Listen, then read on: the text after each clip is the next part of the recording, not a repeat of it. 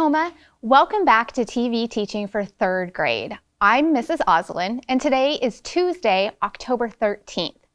This week, we've been focusing on showing gratitude as a way for us to have our mindful moment and ensure that we're in the green zone.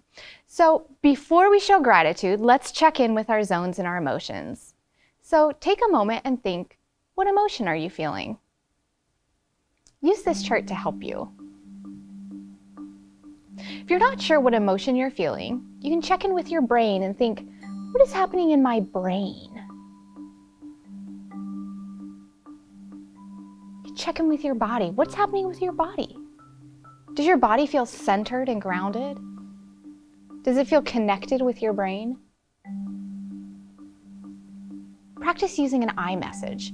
Think, I feel because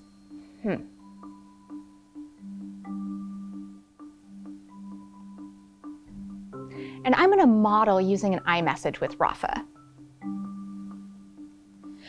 Rafa, I feel kind of tired today because I got up really early and just couldn't fall back asleep. Now, 3rd graders, it's your turn. Practice using an I message to express how you're feeling and why. I feel because Go ahead.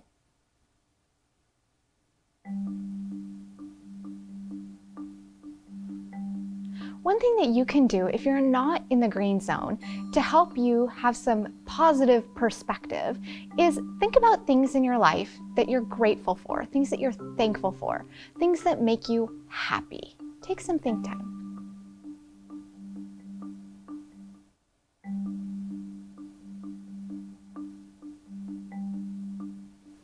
Then think about the sentence frame. I'm thankful for because And I'll model that again with Rafa. Rafa, I'm thankful for my coworkers because when I get stuck on something, they're always there to help me. Now your turn, 3rd graders. Express what you're thankful or grateful for.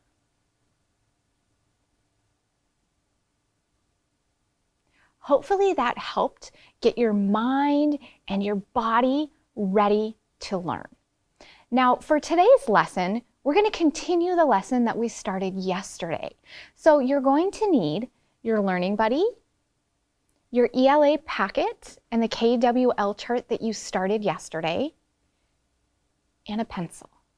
So you gather those materials and then meet me over at the screen.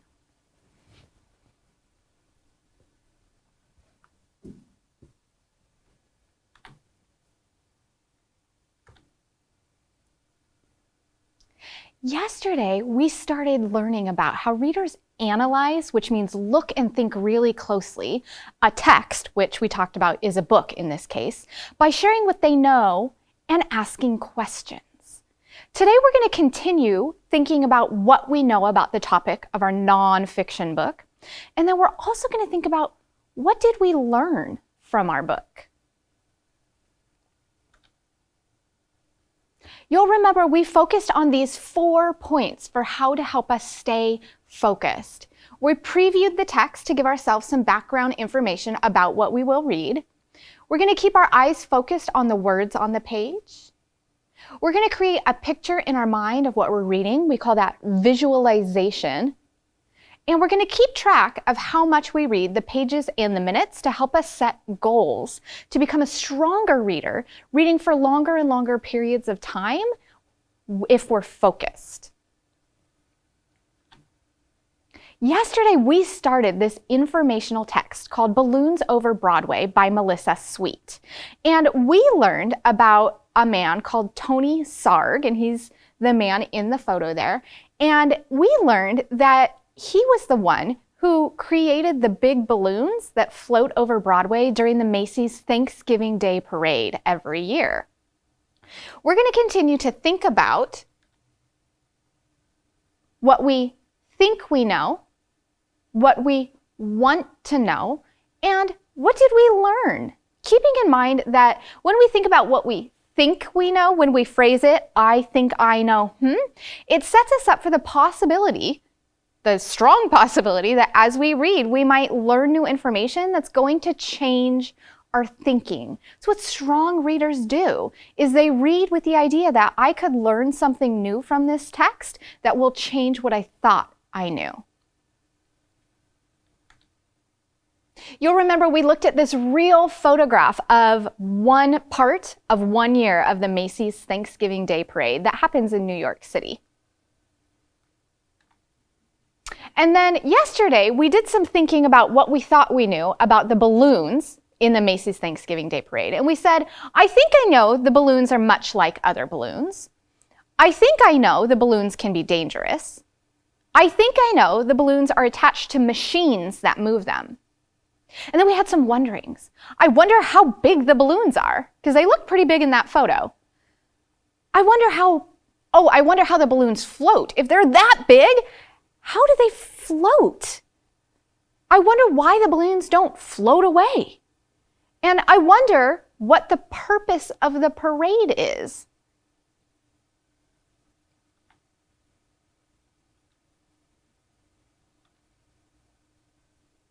So this is the story of Anthony Tony Frederick Sarg, who lived from 1880 to 1942. Every little movement has a meaning of its own. From the time he was a little boy, Tony Sarg loved to figure out how to make things move. He once said he became a marionette man when he was only 6 years old. And you'll remember that we used the picture to help us figure out what a marionette is. The little boy in this picture is holding a string, and attached to the string through the pulley is a puppet. And that puppet is called a marionette. Say marionette. If you've ever seen the movie or read the book Pinocchio, Pinocchio starts out as a marionette. Geppetto was a marionette man. So if you've seen that, then you can connect this new learning to that background knowledge. His father had asked him to feed their chickens at 6:30 in the morning every day. Tony had an idea. What if he could feed the chickens without leaving his bed? He rigged up some pulleys and ran rope from the chicken coop door to his bedroom window. That night, he spread the chicken feed outside the chicken coop door. The next morning, Tony pulled on the rope and the door to the chicken coop opened. The chickens ate their breakfast. Tony stayed snug in his bed, and his dad, so impressed, never made Tony do another chore.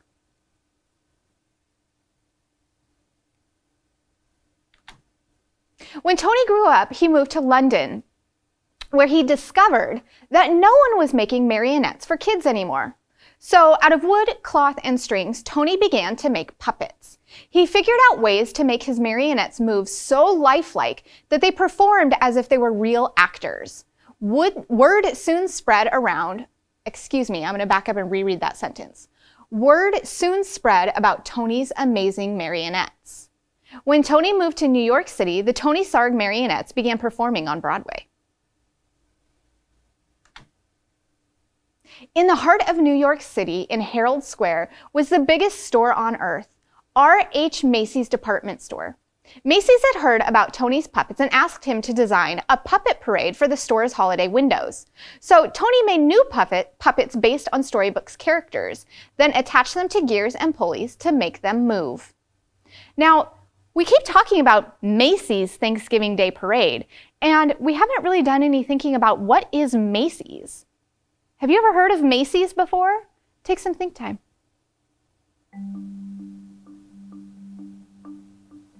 Macy's is a department store. There is a Macy's in Tacoma at the Tacoma Mall.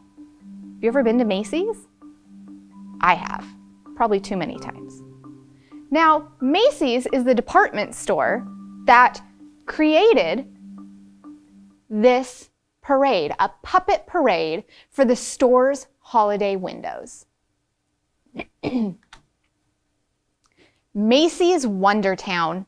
In Macy's Wondertown windows, Tony's mechanical marionettes danced across the stage as if by magic. All day long, they performed to shoppers jostling for a better look. But Macy's had an even bigger job in store for Tony. Many of the people working at Macy's were immigrants, and as the holidays approached, they missed their own holiday traditions of music and dancing in the streets. Macy's agreed to put on a parade for their employees, and they hired Tony to help. Tony, too, was an immigrant. Now, I want to point out this word, and let's see. It's here twice, so it must be important. Immigrant. Say immigrant. An immigrant is a person who moves from their home country to another country. So Tony was an immigrant, which means he moved to the United States. Do you remember where he moved from? He moved from the city of London, which is in England. So he immigrated to the United States. And back in the second paragraph, it says, many of the people working at Macy's were immigrants, and as the holidays approached, they missed their own holiday traditions of music and dancing in the streets. Macy's agreed to put on a parade for their employees, and they hired Tony to help. Now, that made me think about the wondering that I had, where what was the purpose of the Macy's Thanksgiving Day Parade? And right here, the author, Melissa Sweet, is telling me, they missed their own holiday traditions of music and dancing in the streets. So Macy's agreed to put on a parade for their employees. That right there tells me the purpose of the Macy's Thanksgiving Day Parade was to celebrate the customs and traditions of the immigrants, the employees who worked at Macy's, who moved to the United States from another country. So now I can go back to my KWL chart and I can cross off on what I wanted to know. I wonder what the purpose of the parade is. Well, now I know. The parade was created to celebrate the cultures of people who immigrated to the United States. Now I know that. The animals joined hundreds of Macy's employees on Thanksgiving Day, 1924, winding their way from Harlem to Herald Square. It was a dazzling parade. In fact, Macy's first parade was such a success that they decided to have one every year on Thanksgiving Day to celebrate America's own holiday. Now, take a moment, and we're going to practice one of our focus strategies. Look at that picture. Look at the details. And then I want you to close your eyes and visualize that picture, but I want you to picture it coming alive like a movie. Go ahead. You see the puppets, see the people dancing in the street. Oh, maybe you hear some music now. You see people laughing and smiling, having such a great time that Macy's decided to have this parade every year. Each year, the parade grew, but when Macy's brought in lions and tigers, in addition to the bears, elephants, and camels, the animals roared and growled and frightened the children.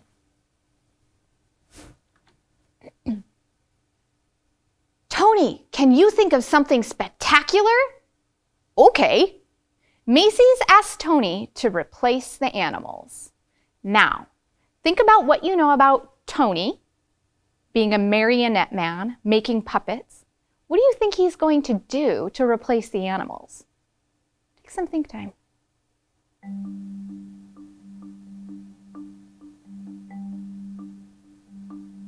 Now tell your learning buddy what you think Tony's going to come up with. Go ahead.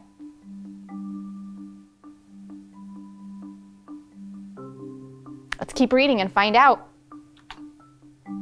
Tony hoped to replace the animals with some kind of puppets. But his marionettes were less than 3 feet tall. He would have to make much larger puppets in order for them to be seen in the parade.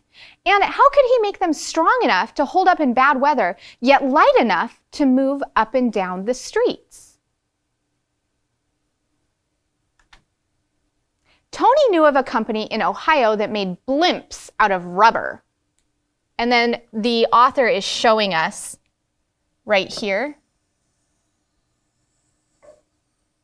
and label it with blimp. This is the Goodyear blimp. It's like a big balloon that's floats, but really high and really big. In fact, down here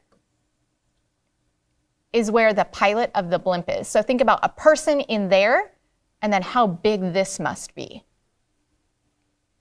Tony knew of a company in Ohio that made blimps out of rubber, the perfect material for any weather. When he called the company and showed them his sketches, they agreed to make what Tony wanted. Still, how would Tony make his big puppets move? Then Tony had an idea from an Indonesian rod puppet in his toy collection. Now, I thought I knew that the balloons would move because they were attached to machines. So let's keep that in mind as we read. On Thanksgiving Day, Tony's creatures, some as high as 16 feet. Hey, I had a question. I wonder how big these balloons are. Well, right there, our author, Melissa Sweet, is answering that question. Some were as big as 16 feet. They spilled into the streets, and the crowds cheered wildly. Part puppet, part balloon, the air-filled rubber bags wobbled down the avenues, propped up by wooden sticks.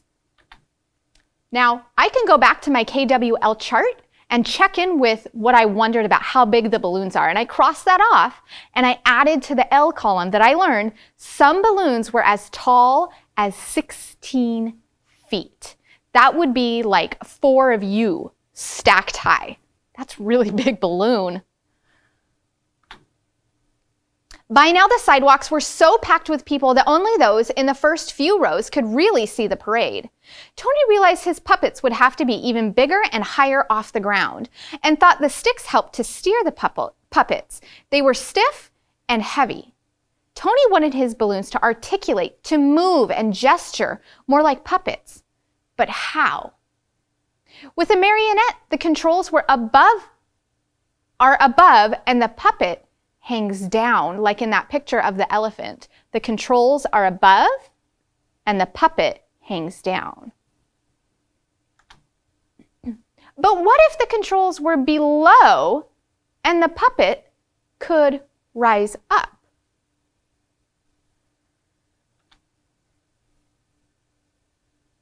Now, I thought I knew that the balloons are attached to machines that move them. But now I'm learning the balloons are controlled by people below them, like a marionette that's flipped. So I added that to the L column of my KWL chart because now I know that. During the next year, Tony set his new idea into motion. This time he asked the company in Ohio to make balloons out of rubberized silk, as strong as rubber, but lighter than rubber alone. Most important, Tony ordered the balloons to be filled not just with air, but with helium too. Since helium is lighter than air, it would make the balloons rise. Interesting. Now, I wondered how such big balloons could float. And now I know it's because they were not just filled with air, they were filled with a substance called helium. And helium is lighter than air, and the material of the balloons wasn't just rubber like I thought I knew, that they were much like regular balloons. Well, they are, but they also have silk in them, which makes them lighter than just rubber. So I can go back to my KWL chart and cross off, I wonder how the balloons float. Well, the balloons float because helium is lighter than air, and I could also add that the material they were made of was not just rubber, but rubber and silk, which is lighter. Tony did not know if everything would go as planned. It was still dark on Thanksgiving morning when Tony filled the balloons with helium, tethering them down with sandbags. Well, there we go. I wondered why the balloons didn't just float away, and now I know they were tethered down with sandbags, and he's also holding on to the rope there. So, on my W, I wonder why the balloons don't float away. The balloons don't float away because they were tethered down. So, friends, we've worked through an entire KWL chart, being really strong readers to help us understand and learn what we're reading about in a nonfiction text by analyzing the text asking questions about it and looking at it really closely. We've done some really important thinking. And now it's your turn to go off for your independent reading today. I want you to find the blank KWL chart that is in your ELA packet, and you're going to use that to think about your own informational text. And I want you to fill this out. What do you think you know? What do you want to know? And what did you learn from your text? You're also going to keep track of how long you read for, reading for longer and longer periods of time. And I want you to share both of these documents with your teacher. You could also send them in to me here on TV Teaching. Thank you, third graders, so much for reading with me today. This is your 5-minute break, your opportunity to get a drink of water, to go to the bathroom and get your wiggles out and be back here in 5 minutes, ready for math with Mrs. Wally. Thanks so much, third graders. I'll see you tomorrow.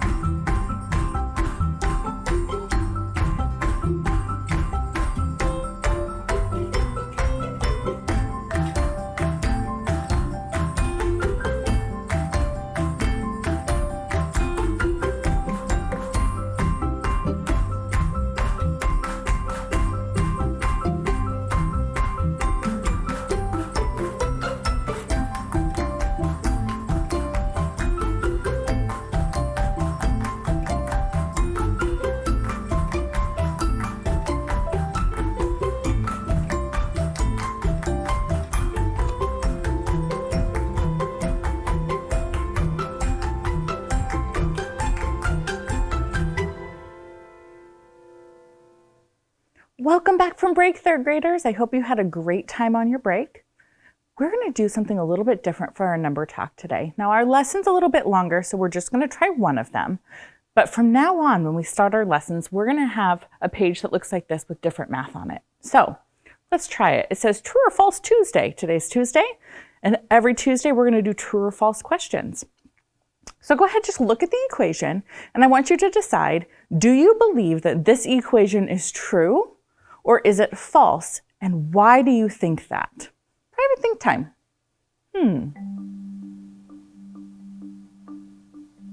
Is it true or is it false? And why do you think that? Go ahead and talk to your learning buddy. True or false, and why do you think? I really want you to actually say it out loud to your learning buddy.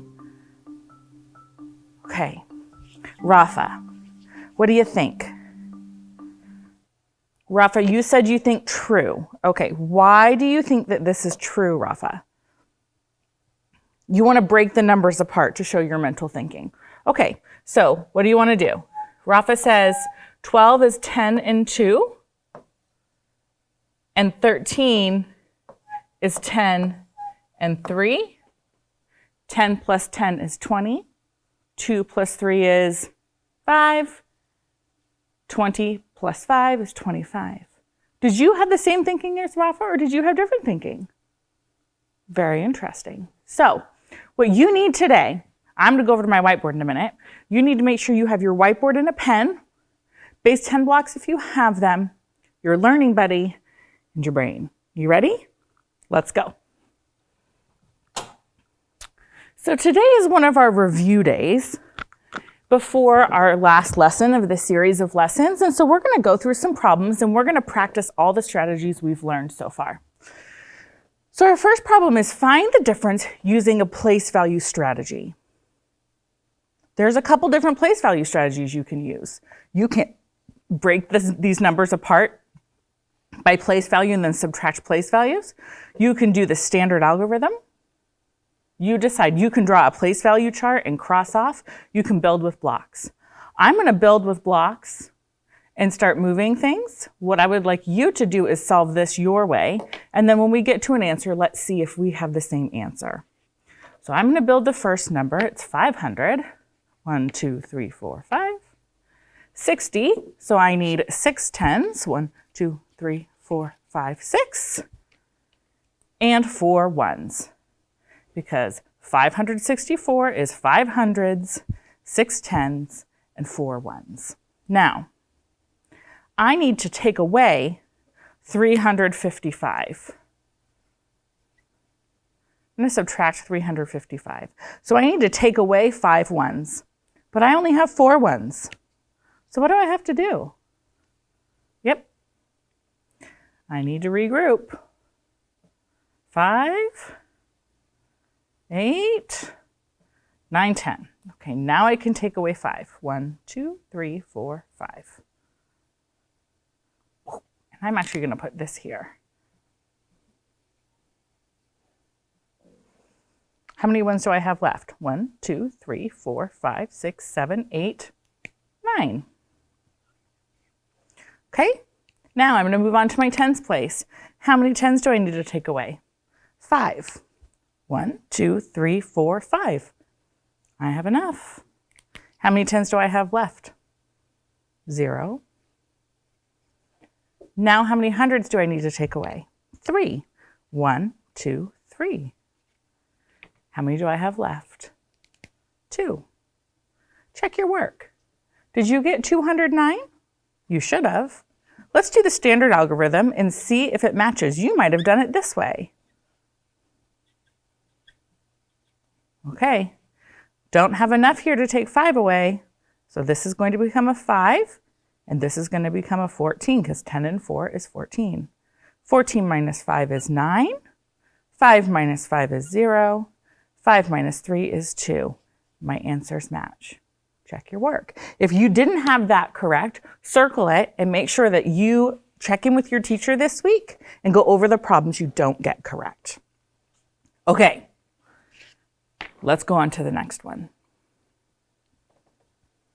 What is the difference? Use place value to help you subtract.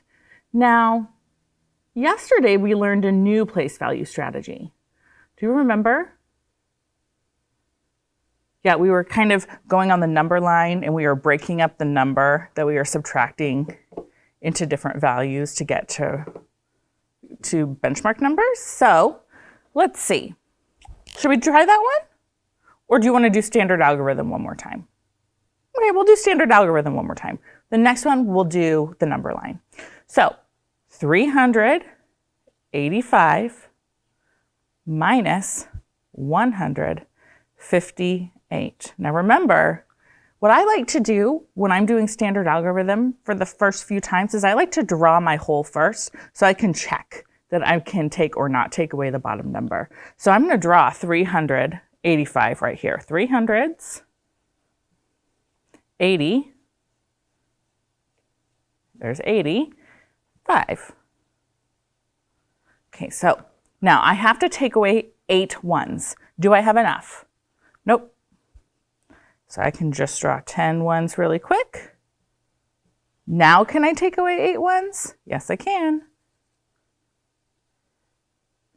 And I have 7 left. Now, this, I don't have 8 anymore. How many do I have? 7.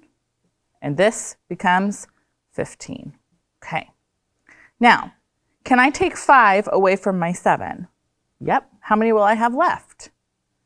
2. Let's check. 1, 2, 3, 4, 5. Do I have 2 left? I do. Can I take 1 away from 300s? Yep. How many do I have left? 2. The answer is 227. Check your work. Okay, clear your board. Let's go on to the next one. All right. Now these ones, they want you to do the standard algorithm only, not using place value like we just did with the place value blocks and drawings. So go ahead and write the first one. 872 minus 741. I'm going to give you about 20 seconds to solve, and then you're going to check your work with mine. Ready? Think time music, and go.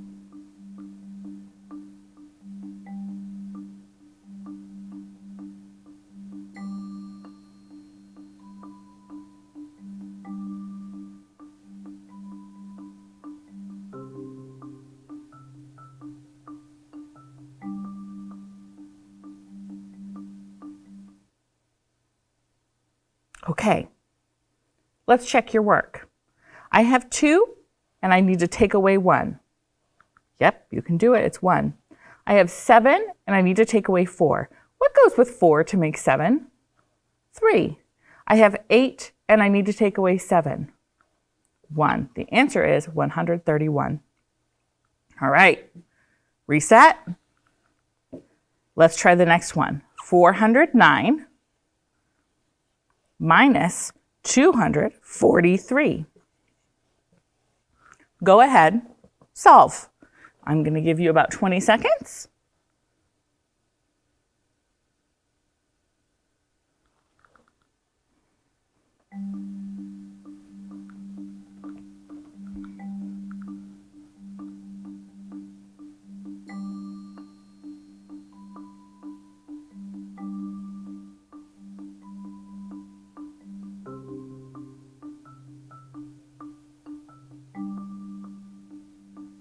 Okay, if you have 9, can you take 3 away? What do you get? 6. If you have 0, can you take 4 away and get a positive number? Nope. So what do? Yeah, we trade. This is going to become 3 groups of 100, and this is going to become 10 groups of 10. What is 10 groups of 10 minus 4 groups of 10? Private think time. Think back to your groups that make 10. 4 and 6. Excellent. Now, 3 groups of 100 minus 2 groups of 100 is 1 group of 100. Our answer is 166. Check your work. Again, if you got either of these answers wrong when you tried to solve it, that's okay. Circle it and make sure when you check in with your teacher this week that you go over these problems with them. All right, next problem. Yay, it's a story problem. Pebble's excited. I put Pebble here for us. So let's go ahead and read. We're going to figure out what we're solving. We're going to figure out why we're solving it. And we're going to figure out what information we have, and then we're going to figure it out. So in 1 year, there are 180 days of school. If there are 365 days in a year, on how many days is there no school? Check your answer by rounding. Show your work. I'm wondering if you think right now you go to school more than you don't go to school, or if you go to school less than you don't go to school. And let's do the math and see what happens. So, what's happening in this story problem? Go ahead, tell me, third graders, what's happening? Yeah, we're trying to figure out the amount of time we go to school and the amount of time we don't go to school. So, what's the question we're answering? How many days is there no school? Okay, and what information do we have? We know that there's 180 days of school. Okay, what else do we know? That a whole year is 365 days. So if I was to draw a bar model and ask you to put the information on it, where would we put the information? Private think time. What information is going which part? We have a part here that we need. We have a number here and a number here. So where am I gonna put each number? Rafa said 365 days goes on top because that's the whole year. That's the whole, that's how many days there are total. Okay? And Pebble, you think a question mark here and the label should be no school? Because that's what we're trying to figure out? Okay. So third graders, what's this one gonna be? School, excellent. And what's our number? 180. Okay. We have a whole and a part. So how do we solve? So this is a great one to do our number line because we know we have 180 days of school. So here's our number line. Go ahead and draw your number line with me. We know that 180 days of the year is school. We know the year ends at 365. So we're trying to figure out how much in between. Now we're at 180, so we're already at a 10. So how much would it be to get to the next 100, which is 200? Well, 180, 190, 200. 2 tens is plus 20, okay? Now I'm at 200.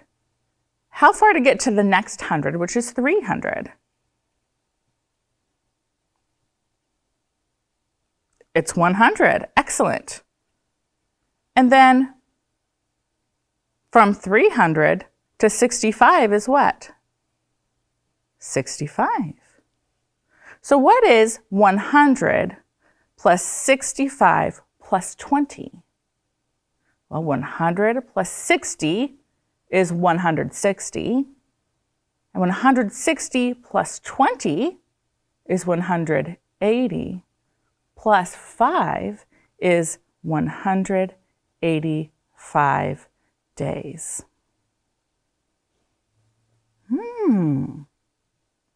Now let's round to the nearest 100 to check our work. If we have 365 days, we underline the 3, that's a 6, so this number is going to go up. So that's going to be 400. And 180, that's an 8, so this is going to go up and become 200. What is 400 minus 200? 200. Is that close to 185? Yeah. So is our answer reasonable at 185 days? So, are you in school more or are you out of school more? You are out of school more, but not by much, just 5 days of the year. All right, let's do the next problem. Here's our exit ticket. Go ahead, you choose the strategy you want to use. You find the difference. 345 minus 187. You use whatever strategy works for you. Draw base 10 blocks, do standard algorithm, do a place value chart, do a number line. Whichever one makes the most sense to you, I want you to use to solve this problem. I'm going to give you about 30 seconds.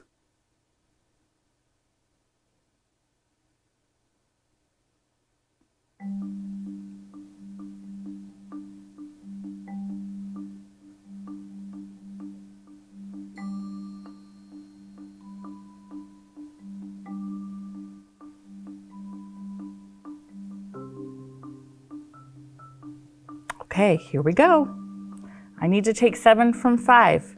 There's not enough there. So I'm going to borrow a group of 10 and make this 15 ones. 15 minus 7 is 8. Now I need to take 8 groups of 10 from 3 groups of 10. Not enough. So I'm going to borrow from the hundreds and have 10 groups of 10, and this is going to become 13 groups of 10. If I take 8 from 13, what do I get? Well, 8 can be broken into 5 and 3. So 13 minus 3 is 10, minus 5 is 5. 2 groups of 100 minus 1 group of 100 is a 1. Your answer is 158. Again, if you did not get this one correct, circle and make sure to check in with your teacher. Or try it a different way and see if you can get it correct by maybe drawing a picture or using a number line, and then go back and try again. Okay, meet me on over at the smartboard so you get your assignment for today.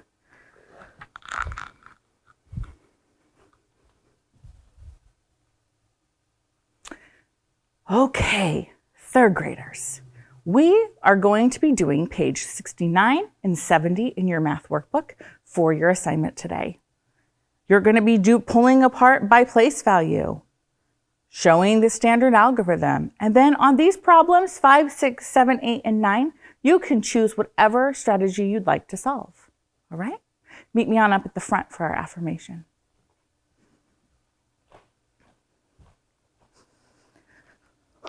Today, we're going to talk about problem solving. Being home with your family a lot can make it so you have a lot of problems.